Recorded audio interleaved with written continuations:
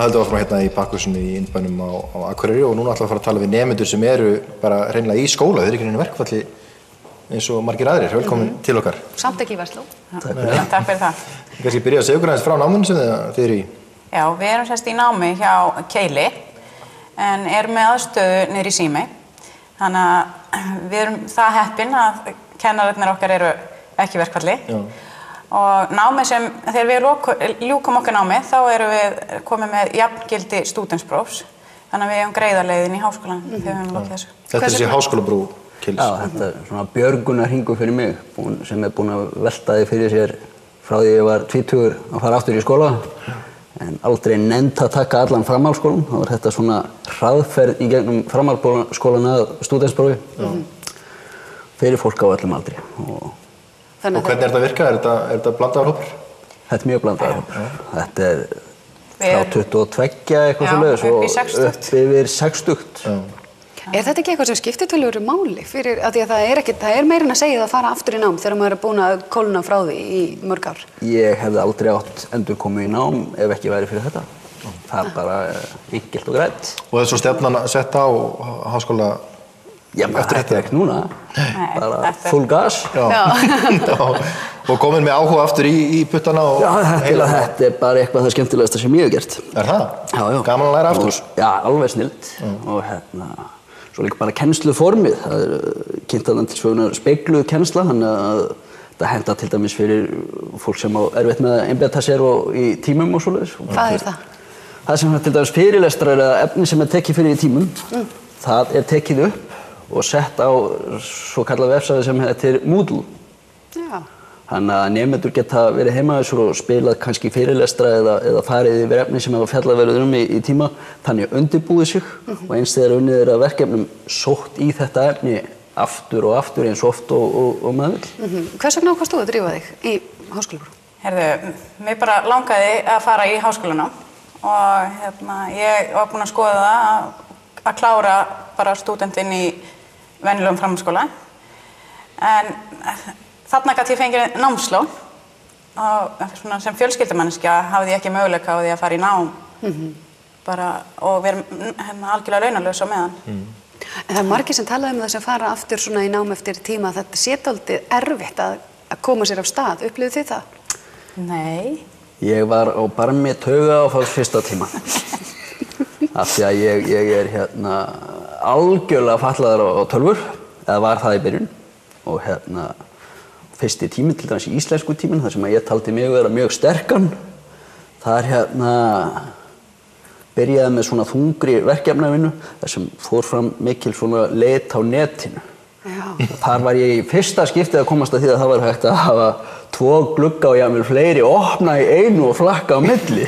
Þannig að ég var algjörlega blautur á bakvið en það kom eiginlega bara svona og finnst þetta ekkert mál í dag? Nei, þetta virkar á því eins og þetta hefur bara breytt ótrúlega miklu. Þetta er búið að breyta lífinu, algjörlega. Frábært.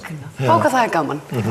Og talandi tölvur, það er nú ástæða fyrir að ég fékk einhverjum var að ég rekst á könnun á netinu.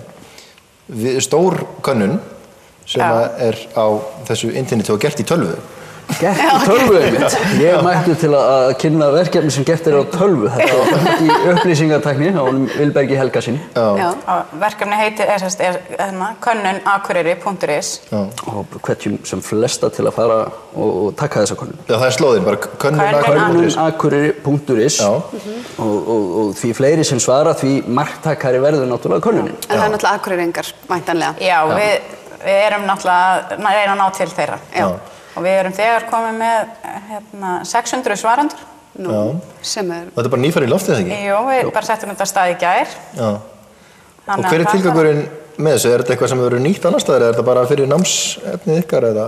Þetta er við erum að kanna náttúrulega fyrst og fremst verkefnið er í pivot og eitthvað svoleiðis að vinna út úr Excel og svoleiðis og taka ýmsa vinkla. En könnunin sem slík, hún er bara að taka púlsinn á þjónustustigi á Akureyri. Allt frá snjóruðningi í mataræði og hvað sem er. Og niðurstöðurnar verða vonandi nýttar og í allavega Akureyri vikublað, mér er líklega að sýna.